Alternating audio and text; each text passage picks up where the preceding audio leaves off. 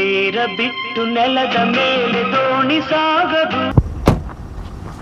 ನೆಲದ ಮೇಲೆ ದೋಣಿ ಹೋಗಕ್ ಆಗೋದಿಲ್ಲ, ಆದ್ರೆ ಈ ತರ ಟೈಟಾನಿಕ್ ಶಿಪ್ ಹೋಗ್ಬೋದು ಗುರು. That's quite big. ಒಂದು ನಿಮಿಷ ಸ್ಪೋರ್ಟ್ಸ್ ಮೋಡ್ಗೆ ಹಾಕೋದು. Let's go. ಒಂದು ದಿನ ಇಟ್ ಹ್ಯಾಸ್ ಫ್ಲೈಟ್. ಅದು ಹಾರ್ತು. ದರ್ಶನ್ ಅವ್ರ ಕಾರ್ ತಗೊಂಡಾಗ ನನ್ಗೊಂದು ಡ್ರೀಮ್ ಇತ್ತು, ಜಾಗ್ವರ್ ಅಲ್ಲಿ ಕೂರ್ಬೇಕಂತ. ಇವತ್ತು ಆ ಜಾಗ್ವರ್ ನಾವು ಡ್ರೈವ್ ಮಾಡ್ತಾ ಇದೀವಿ.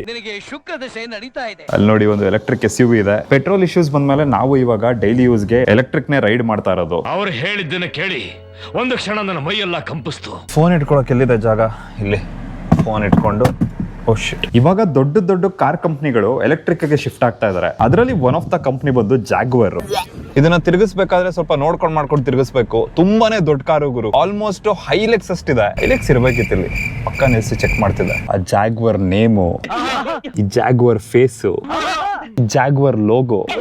15 ವರ್ಷ ಆದ್ಮೇಲೆನೆ ಈ ಕಾರು ಈ ಲೆವೆಲ್ ಓಡ್ತಿದೆ ಅಂದ್ರೆ ಹೊಸದ್ರಲ್ಲಿ ಈ ಕಾರ್ ಹಿಂಗ್ ಓಡ್ತಿರ್ಬೇಡ. ಇವಾಗ ಬರ್ತಾ ಇರುವಂತ ಗೇ ಕಾರ್ಗಳನ್ನ ಮಾಡೋ ಮುಂಚೆ ಜಾಗ್ವರ್ ಅವರು ಈ ತರ ಮ್ಯಾನ್ಲಿ ಕಾರ್ಗಳನ್ನ ಮಾಡ್ತಾ ಇದ್ರು. ಆದ್ರೆ ಇವಾಗ ಜಾಗ್ವರ್ ಪುಸಿ ಕ್ಯಾಟ್ ಆಗ್ಬಿಟ್ಟಿದೆ. ನನ್ನನ್ನ ಗಂಡಸು ಅಂತ ಗುರುತಿಸೋ ಈ ಅಂಗದಿಂದ ನನಗೆ ಮುಕ್ತಿ ಬೇಕು ಅಷ್ಟೇ. ನಮ್ಮ ಹತ್ರ ಇವತ್ತು ಇರೋದು 2011 ಜಾಗ್ವರ್ XF ಪ್ರೀಮಿಯಂ ಲಕ್ಸುರಿ ಅಂತ. ಇದಕ್ಕೆ ಅವಾಗ ಹತ್ತತ್ರ 70 ಲಕ್ಷ ಆನ್ ರೋಡ್ ಇತ್ತು. ಇವತ್ತೇನಾದ್ರು ನೀವು ಇನ್ಫ್ಲೇಷನ್ ಗೆ ಲೆಕ್ಕ ಹಾಕಿದ್ರೆ ಇಷ್ಟಾಗುತ್ತೆ.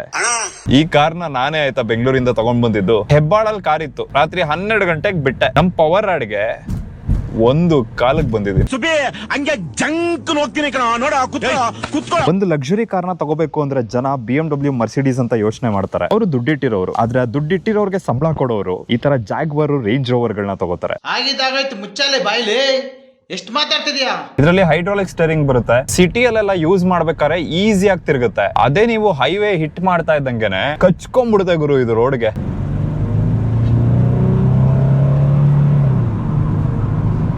ವಿದಿನ್ 6 seconds ಇದು ನಾರ್ಮಲ್ ಮೋಡ್ ಅಲ್ಲಿ ನಿಮ್ಗೆ 100 ಕಿಲೋಮೀಟರ್ ಟಚ್ ಮಾಡುತ್ತೆ. ನೀವೇನಾದ್ರೂ ಸ್ಪೋರ್ಟ್ಸ್ ಮೋಡ್ ಹಾಕೊಂಡು ಚೆಚ್ಚುತ್ತೀರಾ ಅಂದ್ರೆ ವಿದಿನ್ 5.5 seconds ಅಲ್ಲಿ ಹೋಗ್ಬೋದು. ನೀವೇನಾದ್ರೂ ಲೈಫ್ ಅಲ್ಲಿ ಈ ತರ ಜಾಗ್ವರ್ ಕಾರ್ಗಳನ್ನ ತಗೊಂಡ್ರೆ ಇದನ್ನ ಸಿಂಗಲ್ ಕಾರ್ ಆಗಿ ಇಟ್ಕೊಳಕ್ ಆಗೋದಿಲ್ಲ. ಮನೇಲಿ ಮಲ್ಟಿಪಲ್ ಕಾರ್ಸ್ ಇರಬೇಕು. ಇದು ಮನೇಲಿ ಇರೋದಕ್ಕಿಂತ ರೋಡ್ ಮೇಲೆ ಇರೋದಕ್ಕಿಂತ ಸರ್ವಿಸ್ ಸ್ಟೇಷನ್ ಅಲ್ಲೇ ಜಾಸ್ತಿ ಇರುತ್ತೆ. ಅದು ಒಂದೇ ಇಶ್ಯೂ ಗುರು, ಈ ಜಾಗ್ವರ್ ಕಾರ್ಗಳು ನಮ್ಮ ದೇಶದಲ್ಲಿ ಜಾಸ್ತಿ ಸೇಲ್ ಆಗ್ಲಿಲ್ಲ. ಅಕಸ್ಮಾತ್ ಏನಾದ್ರೂ ಜಾಗ್ವರ್ ಅವರು ಸರ್ವಿಸ್ ನ ನೀಟಾಗಿ ಕೊಟ್ಬಿಟ್ಟಿದ್ರೆ ಎಲ್ಲಾ ಕಾರ್ಗಳನ್ನ ಬಿಟ್ಟು ಬರೀ ಇದು ಒಂದ್ ಕಾರ್ನೇ ಜನ ಓಡಿಸ್ತಾ ಇದ್ರು. ಮ್ಯೂಸಿಕ್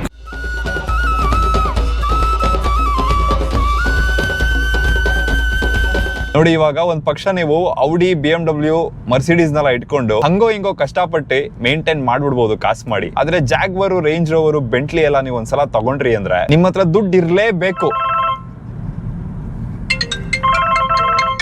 ನೀವೆಲ್ಲಿರ್ತೀರಾ ಅಲ್ಲಿ ಬಂದು ನಿಮ್ಗೆ ಭೇಟಿಯಾಗಿ ಹೋಗೋಣ ಅಂತ. ಇದರಲ್ಲಿ ನಿಮ್ಗೆ ಪ್ರೊಜೆಕ್ಟರ್ ಲ್ಯಾಂಪ್ ಬರುತ್ತೆ, ಹ್ಯಾಲೋಜನ್ ಲೈಟ್ ಬರುತ್ತೆ. ಬಟ್ ಇವ್ರು ಇದನ್ನ LED ಮಾಡಿಸಿದ್ದಾರೆ. ಹ್ಯಾಲೋಜನ್ ಇಂಡಿಕೇಟರ್ ಗಳಿದೆ, ಒಳಗಡೆ ರೇಡಿಯೇಟರ್ ಇದೆ. ಇದರಲ್ಲಿ ಟ್ವಿನ್ ಟರ್ಬೋ ಇದೆ. ಸೊ ಇನಿಷಿಯಲ್ ಅಲ್ಲಿ ನಿಮ್ಗೆ ಅಷ್ಟು ಫೀಲ್ ಗೊತ್ತಾಗೋದಿಲ್ಲ. ಒಂದ್ಸಲ ಟರ್ಬೋ ಕಿಕ್ಕಿನ್ ಆಗಿ ಮಿಡ್ ರೇಂಜ್ ಬರುತ್ತಲ್ಲ,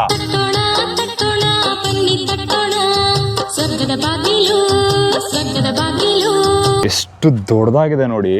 ಅಲ್ಲಿ ತನಕ ಇದೆ. ಒಂದು ಸ್ಪೇರ್ ವೀಲ್ ಕೊಟ್ಟಿದ್ದಾರೆ. ಇದಕ್ಕೆ ಬ್ಯಾಟ್ರಿ ಇಲ್ಲಿ ಬರುತ್ತೆ. ಬ್ಯಾಟ್ರಿನೂ ದೊಡ್ಡದಾಗಿದೆ. ಬೇರೆ ಕಾರ್ಗಳಲ್ಲಿ ನೀವು 80, 100, 120 ಕ್ರೂಸ್ ಮಾಡಿದ್ರೆ ಈ ಕಾರಲ್ಲಿ ಕಂಫರ್ಟೇಬಲ್ ಆಗಿ 170, 180, 190 ಕ್ರೂಸ್ ಮಾಡಬಹುದು. ಇದರಲ್ಲಿ ನಿಮಗೆ 245 ಸೆಕ್ಷನ್ 18 ಇಂಚ್ ವೀಲ್ ಬರೋದು. ತುಂಬಾನೇ ಲೋ ಪ್ರೊಫೈಲ್ ಇದೆ. ಡಬಲ್ ವಿಶ್ ಬೋನ್ ಸಸ್ಪೆನ್ಷನ್ ಇದೆ. One of the beautiful suspension sedan ಗಳಲ್ಲಿ ಬಂದಿರೋದು. ಇದೇ ತರ ಲೆವೆಲ್ ಆಫ್ ಪರ್ಫಾರ್ಮೆನ್ಸ್ ಫುಲ್ ನನಗೆ ಫೀಲ್ ಆಗಿದ್ದು ಚಿಕ್ಕಮಗಳೂರಲ್ಲಿ ನಾವು Q7 ಓಡಿಸಿದಾಗ. ಅದು V8 ಇಂಜಿನ್ ಇತ್ತು. ಒಂದ್ 2.5 ಟನ್ SUV. ಅದ್ರಲ್ಲಿ ಬರುವಂತ ಪರ್ಫಾರ್ಮೆನ್ಸ್ ಒಂದು 5 seater rear wheel drive sedan ಅಲ್ಲಿ ಬರುವಂತ ಪರ್ಫಾರ್ಮೆನ್ಸ್ ತುಂಬಾನೇ ಡಿಫರೆನ್ಸ್ ಇದೆ. ಜೊತೆಗೆ ಇದು ಡಿಸ್ಕ್ ನೋಡಬಹುದು, ರಗ್ಲ ಇದೆ. ಇದರಲ್ಲಿ 4 ವೀಲ್ ಅಲ್ಲೂ ನಿಮಗೆ ಡಿಸ್ಕ್ ಬ್ರೇಕ್ ಬರುತ್ತೆ. ಬ್ರೇಕಿಂಗ್ ಮಾತ್ರ ನೆಕ್ಸ್ಟ್ ಲೆವೆಲ್ ಅಲ್ಲಿ ಇದೆ. ಕಾರ್ ನಲ್ಲಿ ಹೋಗ್ಬೇಕಾದ್ರೆ ನಾವು ಹಾರನ್ ಮಾಡೋದೇ ಬೇಡ, ಜನನೇ ದೂರ ಹೋಗ್ಬಿಡ್ತಾರೆ. ಆಲ್ಮೋಸ್ಟ್ ಎಲ್ರಿಗೂ ಗೊತ್ತು ಜಾಗ್ವರ್ ಎಕ್ಸ್ಪೆನ್ಸಿವ್ ಆಗಿದೆ. ಒಂದ್ ಸ್ಕ್ರಾಚ್ ಮಾಡಿದ್ರೆ 1 ತಿಂಗಳು ಸಂಬಳ ಕೊಡ್ಬೇಕಾಗುತ್ತೆ ಅಂತ. ಹಾಗೆಲ್ಲ ಕೆಟ್ಟ ಮಾತಾಡ್ತಾರ. ಈ ತರ ಕಾರ್ಗಳನ್ನ ಜನ ಏನಕ್ಕೆ ಚೂಸ್ ಮಾಡ್ತಾರೆ ಅಂದ್ರೆ ಅವ್ರಿಗೆ ಚೂಸ್ ಮಾಡಕ್ ಆಗುತ್ತೆ.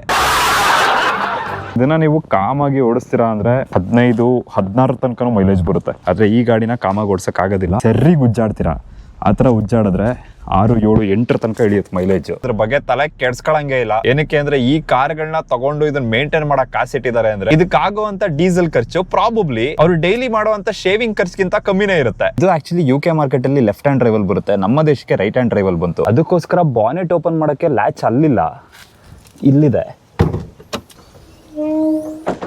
ಇದರಲ್ಲಿರೋದು 3 ಲೀಟರ್ 6 ಸಿಲಿಂಡರ್ ಇಂಜಿನ್. ಯೂಶಲಿ ನಾವೆಲ್ಲ ಕಾರ್ಗಳು ಗಾಡಿಗಳು ಏನ್ ನೋಡ್ತೀವಿ ನಮ್ಮ ದೇಶದಲ್ಲಿ ಒಂದೇ ಇಂಜಿನ್ ಅನ್ನ ಇಟ್ಕೊಂಡು 10 ಗಾಡಿಗಳನ್ನ 10 ಕಾರ್ಗಳನ್ನ ಬಿಡ್ತಾರೆ. ಆದ್ರೆ ಜಾಗ್ವರ್ ಫಸ್ಟ್ ಟೈಮ್ ಬಂದಾಗ ಜಸ್ಟ್ ಜಾಗ್ವರ್ XF ಅನ್ನುವಂತ ಒಂದೇ ಕಾರಲ್ಲಿ 10 ಇಂಜಿನ್ ಆಪ್ಷನ್ ತಂದಿದ್ರು. ಅದ್ರ ಮೇಲೆ ಎಕ್ಸ್ಟ್ರಾ 7 ಸಪರೇಟ್ ಟ್ರಿಮ್ ಗಳು ಬಂದಿತ್ತು. ಇದು XFS premium luxury top end model. ಆದ್ರೆ ಇದರಲ್ಲಿ ಇನ್ನೊಂದು ಮಾಡೆಲ್ ಇತ್ತು ಗುರು, 5 litre V8 super charger engine. ಇದಿದೆ, ಈಗ ಪ್ಲೇ ಮಾಡಕ್ ಹೇಳ್ತೀನಿ ನನ್ನ ಕೊಲಿಗಳಿಗೆ. ಸ್ವಲ್ಪ ಸೌಂಡ್ ಕಡಿಮೆ ಮಾಡಿ. ಇದು 2 ಸೀಟು ಕಂಪ್ಲೀಟ್ ಆಗಿ ಹಿಂದೆ ಇದೆ, ಆದ್ರೂ ನೋಡಿ ಎಷ್ಟು ಲೆಗ್ ರೂಮ್ ಇದೆ ಅಂತ. ಇಲ್ಲಿ ಒಂದು ಮ್ಯಾಗಝಿನ್ ಹೋಲ್ಡರ್ ಕೊಟ್ಟಿದ್ದಾರೆ. ಇದು 5 ಜನ ಅನ್ನೋದಕ್ಕಿಂತ 4 ಜನ ಲಕ್ಸುರಿಯಸ್ ಆಗಿ ಹೋಗ್ಬೋದು. ಈ ಹಂಪ್ ಏನಕ್ಕೆ ಬರೋದು ಅಂದ್ರೆ ಇದು ಒಂದು rear wheel drive car. Sports ಮೋಡ್ಗೆ ಇಲ್ಲಿ ಹಿಂಗೆ ಪ್ರೆಸ್ ಮಾಡಿ ಶಿಫ್ಟ್ ಮಾಡಬೇಕು. ಇಷ್ಟು ದಿನ ನಾನು ಯಾವ್ಯಾವ ಕಾರ್ ಓಡಿಸಿದೀನಿ ಅದರಲ್ಲಿ ಸ್ಪೋರ್ಟ್ಸ್ ಮೋಡ್ ಅಂತ ಏನ್ ಕೊಡ್ತಾರೆ, ಎಸ್ಪೆಷಲಿ ನಮ್ಮ ಇಂಡಿಯನ್ ಮ್ಯಾನುಫ್ಯಾಕ್ಚರರ್ಸ್, ಅದೇನ್ ಅಂತ ಜಾಸ್ತಿ ಡಿಫರೆನ್ಸ್ ಇರೋದಿಲ್ಲ. ಆದ್ರೆ ಈ ಸ್ಪೋರ್ಟ್ಸ್ ಮೋಡ್ ನ ಹಾಕೊಂಡು ನೀವು ಕಾರ್ ಓಡಿಸಿದ್ರೆ 2 ಡಿಫರೆಂಟ್ ಕಾರ್ ತರ ಫೀಲ್ ಆಗುತ್ತೆ. ನಿಮ್ ಹಾಗೆ ಹೋಗ್ತಾ ಇರ್ತೀರಾ. ಇಲ್ಲಿ ರೇರ್ AC ವೆಂಟ್ ಇದೆ. ಇಲ್ಲೊಂದು ಸಿಗರೇಟ್ ಲೈಟರ್ ಹಾಕಕ್ ಜಾಗ ಕೊಟ್ಟಿದ್ದಾರೆ. ಇಲ್ಲಿ ನೀವು ಆಸ್ಟ್ರೇ ಇಟ್ಕೋಬಹುದು. ಫುಲ್ ಮಲ್ಕೊಂಡು ಹೋಗ್ಬೇಕು ಅಂದ್ರೆ ಹಿಂದೆ, ಫುಲ್ ಕುತ್ಕೊಂಡು ಹೋಗ್ಬೇಕು ಅಂದ್ರೆ ಇಲ್ಲಿ. ಈ ಕಾರಲ್ಲಿ ಅವಾಗಿನ ಕಾಲದಲ್ಲೇ ಕರ್ಟನ್ ಏರ್ ಬ್ಯಾಗ್ ಗಳು ಬರ್ತಾ ಇತ್ತು. ನಾನು ಜಾಗ್ವರ್ ಕಾರ್ನ ಓಡಿಸೋ ಮುಂಚೆ ಹಾನೆಸ್ಟ್ ಆಗಿ ಹೇಳ್ತೀನಿ, ಜಾಗ್ವರ್ ಮೇಲೆ ನನ್ಗೆ ಇಷ್ಟನೇ ಇರ್ಲಿಲ್ಲ. ಆದ್ರೆ ಒಂದು ಸಲ ಈ ಕಾರ್ನ ಓಡಿಸಿದ ಮೇಲೆ ನನ್ಗೆ ಅರ್ಥ ಆಗ್ತಾ ಇದೆ, ಹೆಂಗೆ ಇಷ್ಟೆಲ್ಲ ಇಶ್ಯೂ ಇದ್ರು, ಇಷ್ಟೆಲ್ಲ ಸರ್ವಿಸ್ ಪ್ರಾಬ್ಲಮ್ ಇದ್ರು ಜಾಗ್ವರ್ ಕಂಪನಿ ಇಷ್ಟು ವರ್ಷ ಸರ್ವೈವ್ ಆಯ್ತು ಅಂತ. ಇಲ್ಲಿರೋದೆಲ್ಲ ಪ್ರಾಪರ್ ರಿಯಲ್ ವುಡ್ ಗುರು. ಇದನ್ನ ಪ್ರೆಸ್ ಮಾಡಿದ್ರೆ ಟೋ ಬಾಕ್ಸ್ ಓಪನ್ ಆಗುತ್ತೆ. ಇಲ್ಲೂ ವುಡ್ ಇದೆ, ಇಲ್ಲೊಂದು ಪಕ್ಕೆಲ್ಲ ಸ್ಟಿಕ್ಕರ್ ಇದೆ. ಇದನ್ನ ಪ್ರೆಸ್ ಮಾಡಿದ್ರೆ ಒಳಗಡೆ ನಿಮ್ಗೆ ಸಿಗರೇಟ್ ಇಟ್ಕೊಳಕ್ ಜಾಗ ಇದೆ. ಇದನ್ನ ಇಲ್ಲಿ ಪ್ರೆಸ್ ಮಾಡಿದ್ರೆ 2 ಬಾಟಲ್ ಹೋಲ್ಡರ್ ಇದೆ. ಮಧ್ಯ ಆಮ್ರೆಸ್ಟ್ ಕೆಳಗಡೆನೂ ಒಂದಷ್ಟು ಸ್ಟೋರೇಜ್ ಇದೆ. ಇದರಲ್ಲಿ ಆಕ್ಸ್ USB ಜೊತೆಗೆ ಐಪಾಡ್ ಕನೆಕ್ಟ್ ಮಾಡ್ಕೊಳಕ್ಕೂ ಆಪ್ಷನ್ ಇತ್ತು. ಯೂಶಲಿ ಪೆಟ್ರೋಲ್ ಕಾರ್ಗಳಿಗಿಂತ ನನಗೆ ಡೀಸೆಲ್ ಕಾರ್ಗಳು ಇಷ್ಟ ಆಗುತ್ತೆ. ಪೆಟ್ರೋಲ್ ಕಾರ್ಗಳೆಲ್ಲ ಓಡ್ತಾ ಇದ್ದಂಗೆ, ಶಾರ್ಟ್ಸ್ ಹೊಡಿತಾ ಇದ್ದಂಗೆ ನಶಾ ಬರುತ್ತೆ. ಆದ್ರೆ ಡೀಸೆಲ್ ಕಾರ್ಗಳು ಓಲ್ಡ್ ಮಂಕ್ ರಮ್ ಇದ್ದಂಗೆ ನಿಧಾನ ಕಿಕ್ ಹೊಡೆಯಕ್ ಶುರು ಮಾಡುತ್ತೆ. ಆದ್ರೆ ಒಂದ್ ಸಲ ಕಿಕ್ ಹೊಡೆಯಕ್ ಶುರು ಮಾಡಿದ್ರೆ ಅದೆಲ್ಲ ಒಂಥರ ಕೆಮಿಸ್ಟ್ರಿ, ನಿಮಗೆಲ್ಲ ಅರ್ಥ ಆಗ್ಬೇಕು. AC ಆನ್ ಆಗಿಲ್ದೇ ಇದ್ದಾಗ AC ವೆಂಟ್ ಗಳು ಓಪನ್ ಇದ್ರೆ ಒಳಗಡೆ ಧೂಳೋಗುತ್ತೆ ಅಂತ ಒಂದ್ ಸ್ಪೆಷಲ್ ಫೀಚರ್ ಬರ್ತಾ ಇತ್ತು ನೋಡಿ. ಈಗ AC ನ ಆಫ್ ಮಾಡಿದ್ರೆ ವೆಂಟ್ಸ್ ಗಳು ಕ್ಲೋಸ್ ಆಗುತ್ತೆ. ಹಬ್ಬ, ನನಗಂತೂ ಏನ್ ಹೇಳ್ಬೇಕು ಅಂತ ಗೊತ್ತಾಗ್ತಾ ಇಲ್ಲ. ಕಾರ್ ತಗೋಬೇಕು ಅಂತ ಆಸೆ ಆಗ್ತಾ ಇದೆ, but still I am not in a level to get a Jaguar yet. America convent ಓದಿದ್ದು. ಇಲ್ಲೊಂದು ಪ್ರಾಪರ್ ವಿಂಟೇಜ್ 90 ಸ್ಕ್ರೀನ್ ಇದೆ. ಇದ್ರಲ್ಲಿ ಟಿವಿ ಎಲ್ಲ ಬರುತ್ತೆ ಗುರು. ಇದರಲ್ಲಿ ನಾವು ನಾರ್ಮಲ್ ಆಗಿ ಫೋನ್ ನ ಕನೆಕ್ಟ್ ಮಾಡ್ಕೊಂಡು ಆಪಲ್ ಕಾರ್ ಪ್ಲೇ ಹಾಕೊಂಡು ಸಾಂಗ್ ಕೇಳಕ್ ಆಗೋದಿಲ್ಲ. DVD ಪ್ಲೇಯರ್ ಕೊಟ್ಟಿದ್ದಾರೆ. ಚೆಲುವಿನ ಚಿತ್ತಾರ ಸಾಂಗ್ಸ್.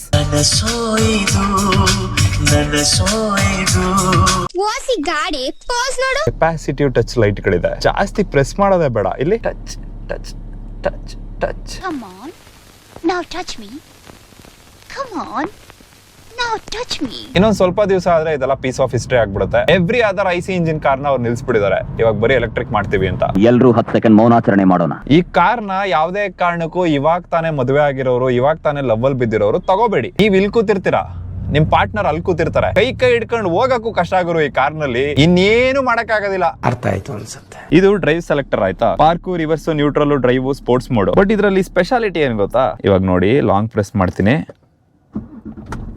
ನಿಮ್ ತಮ್ಮ ಆಕಾಶ ನೋಡ್ಕೊಂತಾ ಇರ್ತಾನೆ. ಈ ತರ ನಾನು ವಿಡಿಯೋಗಳನ್ನ ಮಾಡಿದಾಗ ಸುಮಾರು ಜನ ಕಾಮೆಂಟ್ ಹಾಕ್ತಾರೆ, ನಮ್ಮಂತ ಮಿಡಲ್ ಕ್ಲಾಸ್ ಜನ ಅಫೋರ್ಡ್ ಮಾಡುವಂತ ಕಾರ್ಗಳ ವಿಡಿಯೋ ಮಾಡೋ ಗುರು, ಈ ತರ ಕಾರ್ಗಳನ್ನೆಲ್ಲ ನೀನ್ ಏನಕ್ಕೆ ತೋರಿಸ್ತೀಯ ಅಂತ. ನೀವು ಈ ವಿಡಿಯೋನ ನೋಡಿ ಕಾರ್ಗಳನ್ನ ಅಫೋರ್ಡ್ ಮಾಡಕ್ ಆಗಲ್ಲ ಅಂತ ಅನ್ಕೋಬೇಡಿ. ಈ ವಿಡಿಯೋನ ನೋಡಿ ಒಂದು ದಿನ ನಾನು ಈ ತರ ಕಾರ್ನ ಅಫೋರ್ಡ್ ಮಾಡೋ ತರ ಆಗ್ತೀನಿ ಅಂತ ಮೋಟಿವೇಟ್ ಆಗಿ ಸುಮ್ನೆ ಮನೆಗೆ ಹೋಗಿ ಹುಚ್ಚೋ ಇದ್ ಮಲ್ಕ. ಸ್ಟೇರಿಂಗ್ ವೀಲ್ ಮೇಲೆ ಒಂದು ಜಾಗ್ವಾರ್ ಲೋಗೋ ಇದೆ. ಇಲ್ಲಿ ಸ್ವಲ್ಪ ಸ್ಕ್ರಾಚಸ್ ಆಗಿತ್ತು ಅನ್ಸುತ್ತೆ, ಅದಕ್ಕೆ ಇವರು ಸ್ಟಿಕ್ಕರ್ ಹಾಕಿರೋದು. ಲೆಫ್ಟ್ ಅಲ್ಲಿ ಇಂಡಿಕೇಟರ್ ಸ್ಟಾಕ್ ಇದೆ, ರೈಟ್ ಅಲ್ಲಿ ವೈಪರ್ ಸ್ಟಾಕ್ ಇದೆ. ಇಲ್ಲಿ ವಾಲ್ಯೂಮ್ ಚೇಂಜ್ ಮಾಡ್ಕೋಬಹುದು, ಇಲ್ಲಿ ಚಾನೆಲ್ ಚೇಂಜ್ ಮಾಡ್ಕೋಬಹುದು. ನೋಡಿ, ಇಲ್ಲಿ ವಾಲ್ಯೂಮ್ ಬಟನ್ ಸೌದೋಗಿದೆ, ಕ್ರೂಸ್ ಕಂಟ್ರೋಲ್ ಸೌದೋಗಿಲ್ಲ. ಇದ್ರಲ್ಲೇ ಗೊತ್ತಾಗುತ್ತೆ ಈ ಕಾರ್ ಓನರು ಇದಕ್ಕೆ ಕ್ರೂಸ್ ಕಂಟ್ರೋಲ್ ಹಾಕೋದಿಲ್ಲ ಅಂತ. ತಲೆ ಅಂದ್ರೆ ತಲೆ ಕಣೆಯ ನಿಂತು ಏನೋ ಇದೆ ನಿನ್ ತಲೆಯಲ್ಲಿ. ಹಲೋ, ಅಡಿಗೆ ಆಗಿದೆ, ಊಟ ಮಾಡ್ಕೊಂಡು ಹೋಗು. ಇಲ್ಲ ಬಂದ್ಬಿಡ್ತೀನಿ. ಶೂಟ್ ಮುಗಿಯೋ ತನಕ ಊಟ ಸೇರಲ್ಲ ಗುರು, ಏನ್ ಮಾಡೋದು. ತರ ಊಟ ಮಾಡ್ಕೊಂಡೆ ಕೂತಿದ್ರೆ ಇವತ್ತು ಜಾಗ್ವಾರ್ ಎಲ್ಲ ಓಡ್ಸಕ್ ಆಗ್ತಿರ್ಲಿಲ್ಲ. ಅಣ್ಣ, ನಿನ್ನ ಮಾತು ಕೇಳ್ತಾ ಇದ್ರೆ ಕುಡ್ದಿರೋ ಕಿಕ್ಕೆಲ್ಲ ಇಳ್ತೋಗ್ತಾ ಇದೆಯಲ್ಲ. ದುಡ್ಡಿರೋರು ಯಾವತ್ತೂ ಕನ್ಸ್ ಕಾಣೋದಿಲ್ಲ. ಅವ್ರಿಗೆ ಕನ್ಸ್ ಕಾಣಕ್ ಏನು ಇರೋದೇ ಇಲ್ಲ ಗುರು. ಹುಡ್ತಾನೆ ಎಲ್ಲ ಸಿಕ್ಬಿಟ್ಟಿರುತ್ತೆ ಅವ್ರಿಗೆ. ಆ ಡ್ರೀಮ್ ನ ಫುಲ್ಫಿಲ್ ಮಾಡ್ಕೊಳ್ಳುವಂತ ಸ್ಯಾಟಿಸ್ಫ್ಯಾಕ್ಷನ್, ನಮ್ಮ ಅಪ್ಪ ಅಮ್ಮನ್ನ ಚೆನ್ನಾಗಿ ದುಡ್ದು ಸಾಕ್ಬೇಕಾರೆ ಬರೋ ಅಂತ ಖುಷಿ ಏನು ಅನ್ನೋದು ಅರ್ಥ ಆಗೋದಿಲ್ಲ. ಆದ್ರೆ ಮಿಡಿಲ್ ಕ್ಲಾಸ್ ಅಲ್ಲಿ ಇರೋರಿಗೆ ದೇವ್ರು ಕನ್ಸ್ ಕಾಣುವಂತ ವರ ಕೊಟ್ಟಿದ್ದಾನೆ. ಆ ಕನ್ಸ್ಗಳನ್ನ ನಿಜ ಮಾಡ್ಕೊಂಡಾಗ ಬರುವಂತ ಸ್ಯಾಟಿಸ್ಫ್ಯಾಕ್ಷನ್ ಬೇರೆ. ಯಾವುದೇ ಕಾರಣಕ್ಕೂ ಕನಸು ಕಾಣೋದು ಬಿಡ್ಬೇಡ. ಹಾಗೇನೆ ಆ ಕನಸು ನನಸಾಗೋವರೆಗೂ ಬಿಡಬೇಡ. ನೀವೇನಾದ್ರೂ ಈ ಕಾರ್ಗಳನ್ನ ತಗೊಳಕ್ಕೆ ಪ್ಲಾನ್ ಮಾಡ್ತಾ ಇದ್ರೆ ತಗೋತೀನಿ, ಖಂಡಿತವಾಗ್ಲೂ ತಗೋತೀನಿ ಅನ್ನೋ ಟೈಮಲ್ಲಿ ಮಾತ್ರ ಟೆಸ್ಟ್ ಡ್ರೈವ್ ಹೋಗಿ. ಇನ್ನು 10 ವರ್ಷ ಆದ್ಮೇಲೆ ತಗೋತೀನಿ, 15 ವರ್ಷ ಆದ್ಮೇಲೆ ತಗೋತೀನಿ, ಇವಾಗ ಒಂದ್ಸಲ ಓಡಿಸ್ ನೋಡ್ತೀನಿ ಅಂತ ಎಕ್ಸ್ಪೀರಿಯನ್ಸ್ ಏನಾದ್ರು ಮಾಡ್ಬಿಟ್ರೆ ನಿಮಗೆ ಲೈಫ್ ಅಲ್ಲಿ ಇನ್ಯಾವ ಕಾರ್ನು ಓಡಿಸ್ಬೇಕು ಅನ್ಸೋದಿಲ್ಲ. ಜಸ್ಟ್ ಲೈಕ್ ಸೂಪರ್ ಬೈಕ್ ಅಲ್ಲಿ ಹೆಂಗೆ ನೀವು S1000 RR ನ ಒಂದ್ಸಲ ಓಡಿಸ್ಬಿಟ್ರೆ